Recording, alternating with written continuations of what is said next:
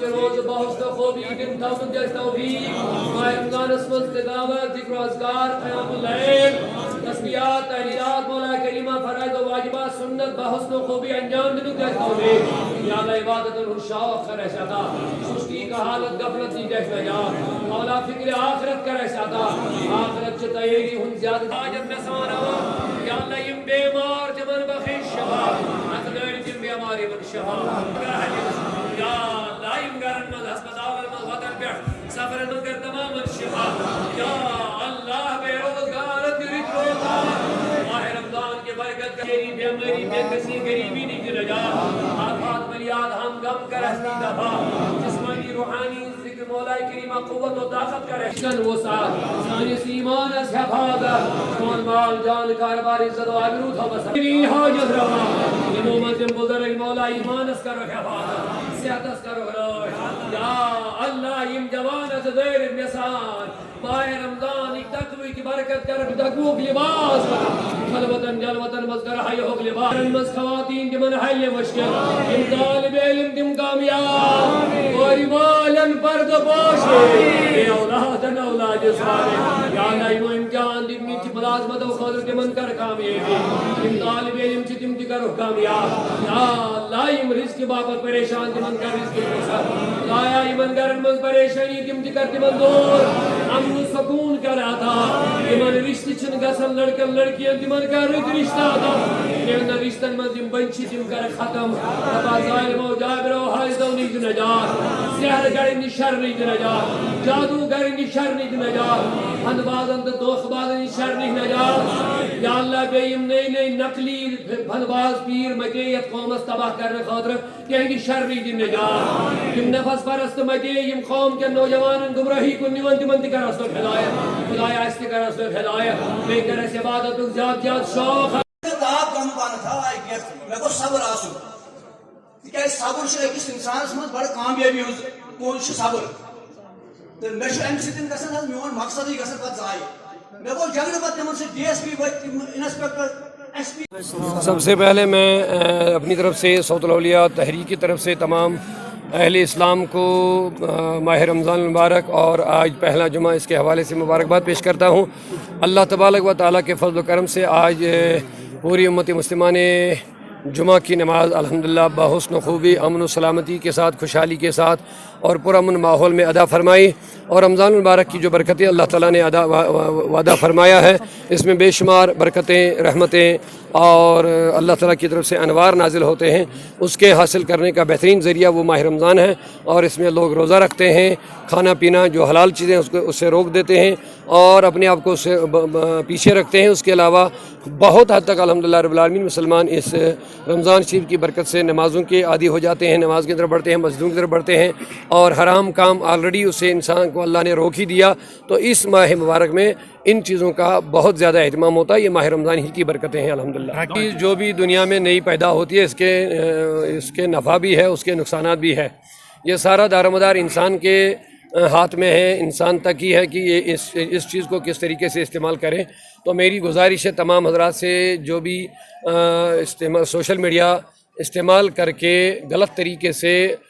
پیسہ کماتے ہیں، ناجائز طریقے سے اپنے آپ کو مشہور کرنے کی کوشش کرتے ہیں، یہ انتہائی غلط کام ہے۔ میری دردمندانہ گزارش ہے یہ ہاتھ جن کے ذریعے سے یہ موبائل آپ چلاتے ہو، ان ہاتھوں کو بھی اللہ کی بارگاہ میں گواہی دینی ہوگی، کیونکہ قرآن مقدس واضح اللہ تعالیٰ ارشاد فرماتا سورہ یاسین شریف میں الیوم نختم علی افواہہم وتکلمنا ایدیہم وتشہد ارجلہم، تمہارے ہاتھ اور تمہارے پیر ہمارے ساتھ کلام کریں گے، باتیں کریں گے قیامت کے دن کی یہ کیا کر رہے تھے۔ لہذا بہتر موقع ہے، اللہ نے یہ نعمتیں دی ہیں، ہاتھ دیے ہیں، پیر دیے ہیں، آنکھیں دیے، ان کا بہترین استعمال کر لیجئے۔ آپ دیکھتے ہیں دنیا میں کوئی رہنے والی چیز نہیں ہے، جس کے لیے آپ کماتے ہیں وہ کمانا بھی ادھر ہی رہ جائے گا، آپ خالی ہاتھ دنیا سے اس کے لیے کئی بار ہم نے گفتگو کی ہے آپ کے ساتھ بھی، میڈیا کے سامنے ہم نے کئی بار، اور اس کے لیے ہماری کوششیں بھی رہتی ہیں، جو ہم دینی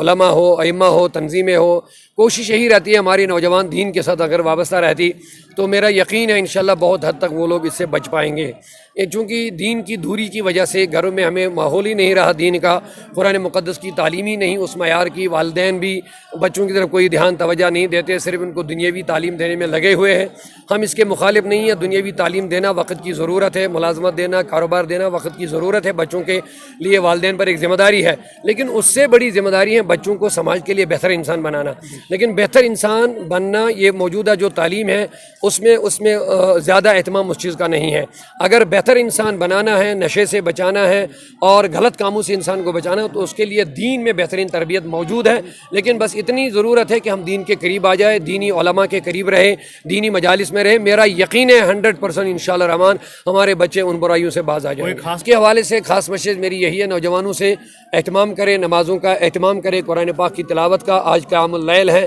لمبی